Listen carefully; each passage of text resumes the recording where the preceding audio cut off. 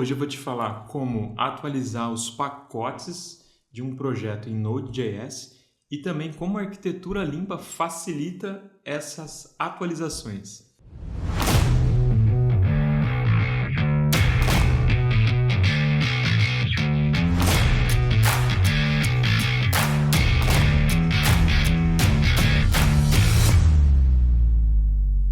E aí galera, beleza? Se você é uma das mais de 700 pessoas que adquiriram o meu livro e os cursos de bônus, vocês receberam uma mensagem lá dizendo que houve uma atualização nos pacotes lá que induziu uma quebra, que introduziu uma regressão no código, tanto do curso de arquitetura limpa, lá no curso prático, quanto no código do próprio livro. Eu já atualizei o código tanto do curso quanto do livro, tá? E já eu vou atualizar o arquivo lá, os arquivos, tanto o PDF quanto o EPUB, quanto o MOB do livro. Isso é uma das vantagens da gente ter o livro digital, que a gente pode fazer atualizações. Então, na verdade, só mudou dois códigos lá dos repositórios Mongo. E do curso eu vou fazer um vídeo que eu vou colocar lá numa das primeiras posições lá, explicando direitinho. Eu vou colocar quais são as versões dos pacotes que eu utilizei na gravação original do curso e vou falar como é que você faz para fazer a atualização para as versões novas. E também esse vídeo vai servir para o futuro, por exemplo, se no futuro houver alguma outra atualização de pacote que introduz uma regressão, você vai saber exatamente o que fazer para atualizar os pacotes e aonde que você vai ter que provavelmente fazer suas alterações. O mais legal, pessoal, que eu percebi é o seguinte: o fato da gente utilizar a arquitetura limpa te facilita a manutenção quando acontecem esses tipos de regressão causadas por atualizações de pacotes. Por que isso, pessoal? Porque a gente deixa na periferia do nosso sistema todas as comunicações com bibliotecas externas.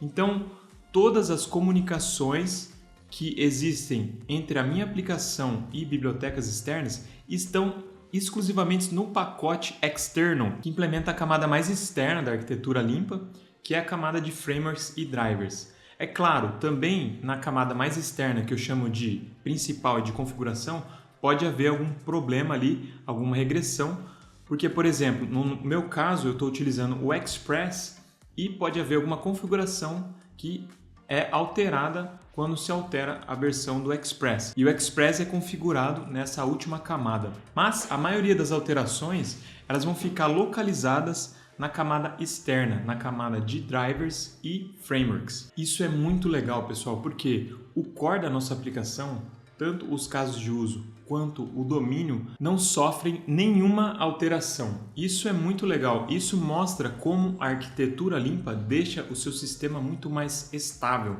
porque o core dele não muda e não é afetado por atualizações de pacote. Muitas vezes o pessoal vem com essa crítica aqui da arquitetura limpa, porque o Uncle Bob, muitas vezes ele usa esse argumento: pode ser que você queira mudar de banco de dados. Eu já vi muita gente falando isso. Eu nunca mudei de banco de dados.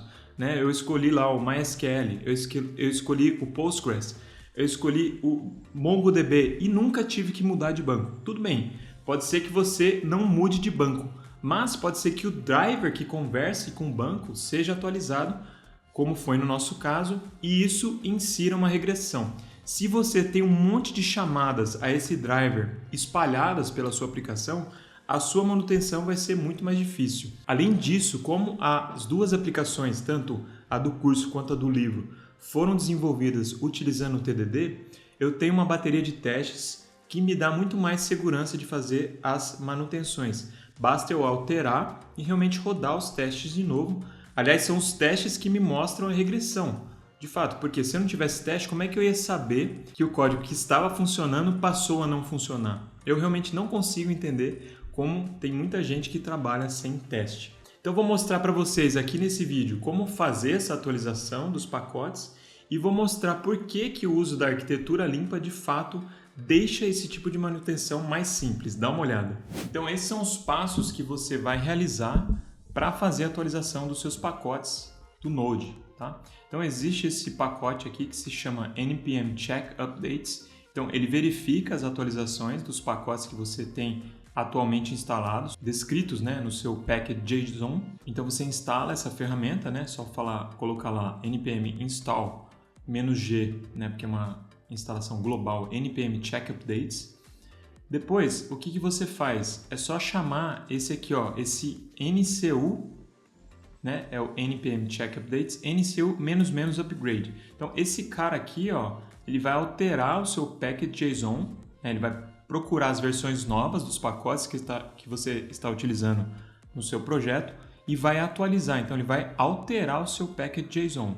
Tá? Então você tem que tomar cuidado aqui com essa alteração. Aí você pode dar uma olhada no seu package.json para ver se está tudo ok com as versões novas, né?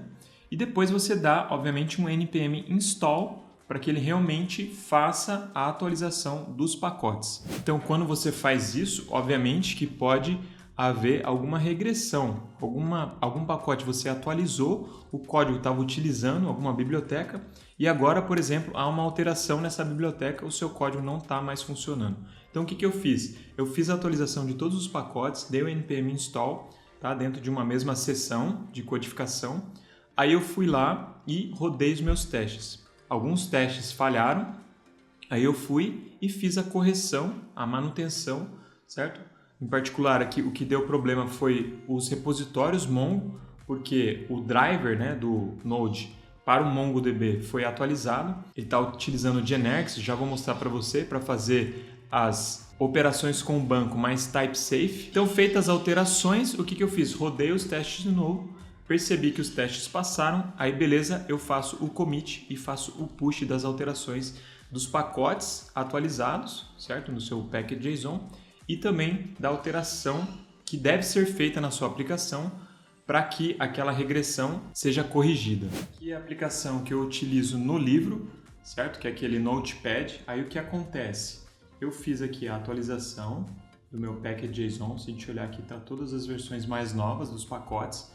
E aí, quando eu rodei os testes, eu percebi que os meus repositórios Mongo, em particular tenho dois aqui, o MongoDB User Repository, que é o repositório de usuários, e o MongoDB Note Repository. Então, esses caras estavam falhando por causa dessa alteração do driver do Mongo, que agora exige que você utilize, né, que você diga para alguns métodos aqui, algumas operações do banco, qual que é o tipo que você quer receber no retorno. Então, aqui no caso, eu tenho um tipo, né, que é o MongoDB User, que é o documento, né, a coleção de usuários dentro do Mongo, certo? Que ele vai retornar para mim quando eu fizer um find, por exemplo. Né, ele tem os parâmetros, né, as propriedades do meu usuário, mais o ID, certo? Que esse ID ele é criado no próprio Mongo. Então, quando eu faço find, por exemplo, eu tenho que dizer que eu quero buscar um MongoDB User, certo? Aí aqui funciona. Então estava sem essa especificação aqui, estava falhando esse find aqui, certo? Isso acontece com as outras operações, por exemplo, find one também. Tem que colocar qual que é o tipo que você quer com retorno.